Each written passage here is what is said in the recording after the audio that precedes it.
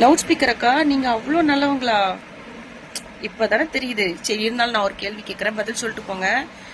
சரி, பாலியல் வன்கொடுமைங்கிறது எவ்வளவு கஷ்டமான விஷயம். சின்ன சின்ன பசங்களெல்லாம் கெடுத்து கொண்டு போடுறாங்கன்ற விஷயத்த உங்களால பேச முடியாது.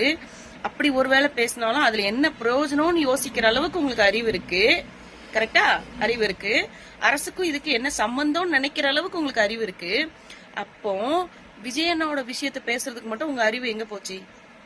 அப்பயே உங்க அறிவு யோசிக்கல, இந்த விஷயத்த நம்ம ஆன்லைன்ல பேசுறதுனால என்ன நடக்க போகுது அப்படின்னு ஏன் உங்க அறிவு யோசிக்கல? இந்த விஷயத்துக்கும் அரசுக்கும் என்ன சம்பந்தம் இருக்கு, இத போய் நம்ம ஏன் பேசணும் அப்படின்னு ஏன் உங்க அறிவு யோசிக்கல? இப்போ நீங்க அவரை பத்தி வீடியோ போட்டதுனால என்ன மாறிட்டு? பாலியல் வன்கொடுமை பத்தி பேசுறதுனால எதுவுமே மாறாதுன்னா அவரோட பர்சனல் விஷயங்களை பேசுறதுனால என்ன மாறிச்சுன்னு தான் நான் இப்ப உங்ககிட்ட கேக்குறேன். அதுக்கான பதில மட்டும் கரெக்டா சொல்லிட்டு போயிருங்க. நீங்க சொல்ல மாட்டீங்க, நானே சொல்றேன். எலெக்ஷன் டைம்ல விஜயண்ணாவோட இமேஜ குறைக்கணும், அதுக்காக நீங்க அந்த விஷயத்த ஊதி பெருசாக்குனீங்க. ஓகேவா? அதுக்கப்புறம் இப்ப இந்த விஷயத்த ஊதி பெருசாக்குனா டிஎம்கேயோட இமேஜ் குறையும். ஏன்னா ஆட்சியில இருக்கிறது அவங்க தானே, அவங்கள தானே எல்லாரும் கேள்வி கேட்பாங்க. அந்த பயத்தினால நீங்க அந்த வீடியோ போடல. உண்மையை ஒத்துக்கோங்க.